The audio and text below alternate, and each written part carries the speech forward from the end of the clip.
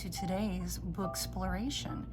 Today we are taking a look at some of my favorite zines, pretty much my whole zine library. We're actually going to go in size order from our smallest little zine to our bigger zines that we have going on here, and I'm going to tell you a little bit about them. So first we are starting off with one of our smaller zines. This is one of the 1-minute happiness guides. I really love zines because they can just be so tiny yet so impactful. This is only 4 pages, but it goes into things like habit forming and motivation, eating intentionally, and how to get rid of bad habits. This is published by Rad Cat Press, and they do all of the little 1-minute guides. Has a couple of their other titles on here, as well as their publication info. And I really love all of their smaller zines. So we have the 1 minute to happiness on habits, also the 1 minute happiness friendship for awkward, cynical, and strange people. This is designed in a similar way.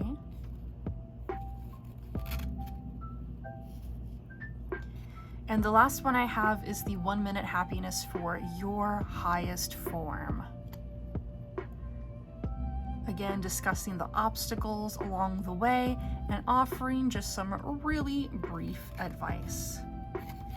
So if you'd like a zine that's super tiny, super fast to read, and something that can just stick in your pocket, the 1 minute happiness guides, I really enjoy. Our next zine is actually the first zine I ever got for free. I printed it off and folded it myself. This is a historical zine and a political one on anarchism and how the anarchist movement spread in the 1920s. So this is more for informational, how anarchists spread their doctrine in 19th century Europe, how it spread through different parts of Europe and the United States. And I just thought it was so cool that I could just print my own little book with page numbers, and they were offering it for free. They want people to be able to share this information. So that can also be another way to have a zine, is by printing it out yourself. Often artists will give out PDFs or printable variations of their zine, especially when it's something like a pamphlet or something for informational support. Another zine I really like is Play It, Make It, tiny book of DIY games. This is great to have on hand if your electricity goes out or if you have a bunch of people over and you want to have a good time. It has great design about all sorts of cool games that you can make just with index cards or some paper. Maybe just getting like a pair of dice and a couple of people involved. So it goes over the rules for several different games you can play. Another little zine I have is Stressed and Overwhelmed, Good Habits for Exhausted Overachievers. This is by Ellie Blue, a self-identified exhausted overachiever, and it's part of a larger set of various zines from Microcosm publications. So this talks about different systems you can use, how to kind of take it a little bit easier on yourself. And again, it's not a very long read. It just gets right to those effective points. So here are more 5-minute therapy zines. 5-minute therapy has a whole set. There are loads more of them even now since I've bought this, on things from grief, anger, depression, addiction, all sorts of mental stressors that this can help you deal with. So these next 2 zines I have from Fiddler's Green. So Fiddler's Green Peculiar Parish Magazine is another one we'll take a look at in just a sec, but these are the Fiddler Green leaflets. So I have Armchair Demonology and Our Bogies Are Shelves. So Our Bogies Are Shelves, it says the Magician's Library as mentor, companion, and oracle. It's really about our relationship with the books that we choose to read. and how having these books on our shelves can be a source of comfort to turn to at a time of need, how our books affect us at different stages in our life, how to use things like bibliomancy to make decisions or get inspiration from your books, and how other people throughout history have used their personal libraries. I also love their illustrations. Armchair Demonology, The Magical Benefits of Cultivating Bad Habits, talks about the very human vices we have. It specifically discusses things like tobacco and caffeine and how we know they're not good for us, but how people historically have used them in their lifestyles. Again, some great illustrations there. Next up in our size category, we have something that's not a zine at all.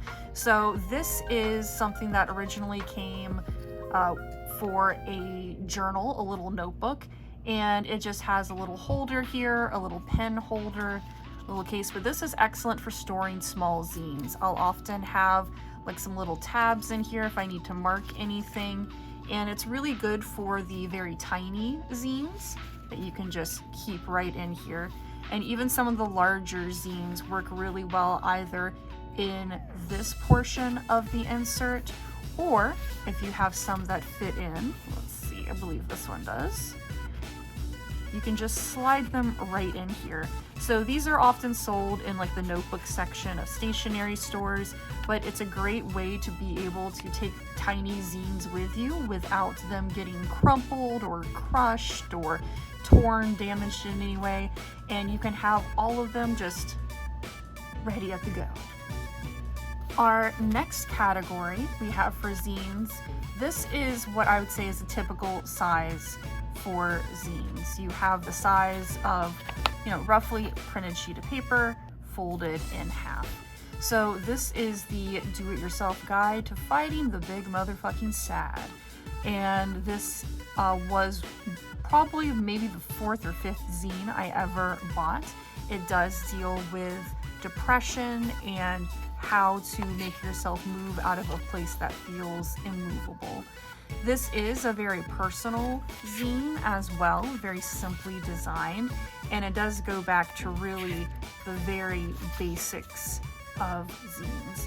So this is coming from Punch Drunk Press, and again, designed very simply, an introduction, some stories, lists, and I do love the big middle spread. Everyone good is necessary.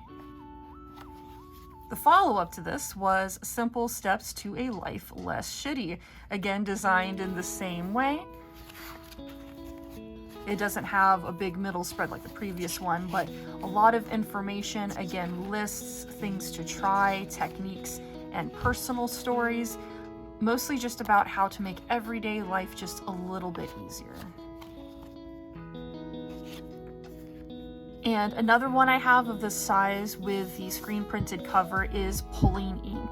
So this is how to build a one-color press and start screen printing, the 2nd edition by Rio. So this would be an example of a screen printed cover, how you have everything on here, depends on how many colors you add to your press. And it just gives the print, makes it really easy to replicate. And this goes through some of the more technical side of screen printing, specifically if you are looking to do a zine in screen printing. You can also do things like t-shirts, you can do art prints, so they're giving you a lot of possibilities. Here are some more of those kind of standard size of zines. So this one is Learn to Sing. Train your ear, be happy, healthy, and confident. Sing your favorite songs with ease. I was in chorus for many years, but this zine is more so written towards people who do not know how to read music, don't really know how to do vocal warm-ups or anything, and I really love how approachable it is and how fun the design is in here. So we have top 5 reasons to sing here, why singing is good for you, breathing exercises, some notes about posture and how to really feel the breath in the right place. So I really love how they have displayed this information, especially with all the cute illustrations and additional graphics. It also gives you a really good way of understanding some different warm-ups when you don't really read music again. So with its breathing exercises, counting, and it gives you more of a visual sense of how to do things. So one example, the elevator. So you know the idea of the elevator going up and down, the roller coaster, another visualization. And then it has draw your own singable roller coaster.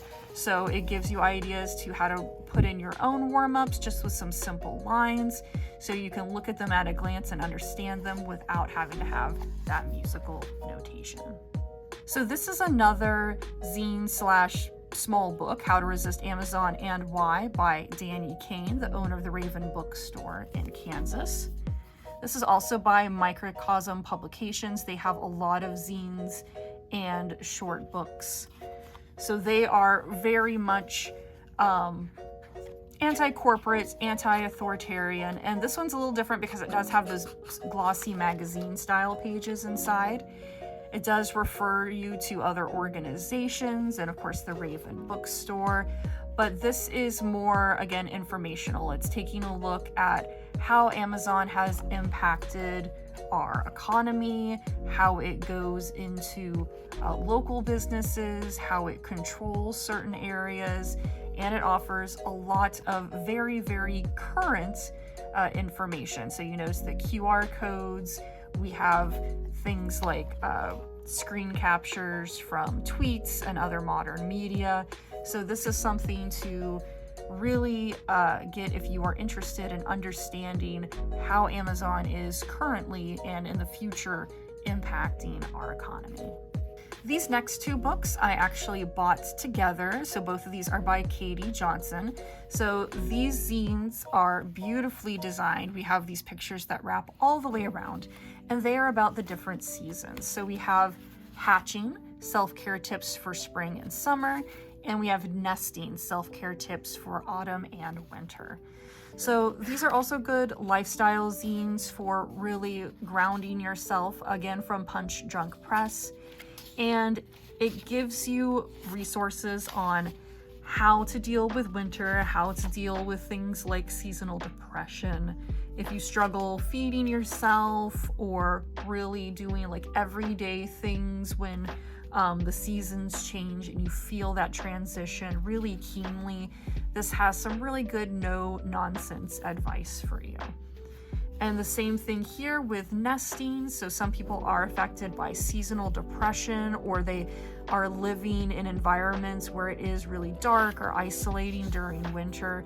So this is again doing the same thing, offering foods to eat, exercises, techniques, things that will help you make your home happy and cozy during this time to help you adjust. These next two zines are both from Dr. Faith G. Harper. Dr. Harper has an entire series of the 5-minute therapy, which we talked a little bit before. So this is called Unfuck Your Work, Making Paper Without Losing Your Mind or Selling Your Soul. So some people, especially if they're neurodiverse, really need to have a drive and passion for what they do for work, for a job, because they are spending so much of their life there. Other people, they can work wherever and it doesn't really impact their day-to-day life. So in this, it's going over really how to align your own values and ethics with where you work. If you are working in an environment that is affecting you in a negative way with this, it gives you some pieces of advice to kind of cope with that. And it also gives you some tips on just really being honest with yourself. So has a couple of harsh words for that, but again, all backed by someone who is a doctor in the field of mental health. So this next one is also by Dr. Faith Harper. This is How to Find a Therapist, the secret guide to working your shit out with the mental health professional of your dreams. Many people do struggle with finding really the right therapist for them, or if talk therapy is even something that would be beneficial for them.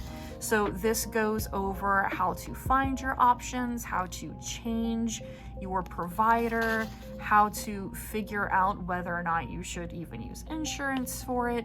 So really tackling a lot of the obstacles that people face when they're trying to seek out help. This next one is another one from the Order of Radical Cats, who did our tiny zines at the beginning. You are a great and powerful wizard, an overview of human magic and spellcasting. Now this one won't actually teach you how to cast fireballs or anything, but it does teach you the power of spells when you speak to people. So this goes over, again, in a very practical way, about how your language, your body language, your energy, how you speak to yourself really does have an impact. So it all talks about it in, the language of spell work and magic, but it's really about the things you can actually do in your community, how you can speak to other people, how you can speak to yourself, and how it can change you for the better. This is another standard size zine that was probably the second or third zine I ever got, DIY Zines and Comics by Fly. This is a great how-to on how to make your own comics and zines. So whereas the screen printing one went over just the screen printing techniques and however you wanted to use them, this one goes specifically into paper zines and a little bit more on the history of zines and comics. So it also has tips on story ideas, scripting, really where to go from zero to a finished comic book or a finished narrative or informational zine for you to share. This is also one I mentioned in my History of Zines video. If you want to check that out, it's a really great resource. This last standard size zine I have is called No Gods, No Dungeon Masters. And it is a comic, so it's a little glossier and it has a pretty fun story inside talking about people playing a Dungeons and Dragons game and how it also impacts their everyday life. Welcome to the friend zone.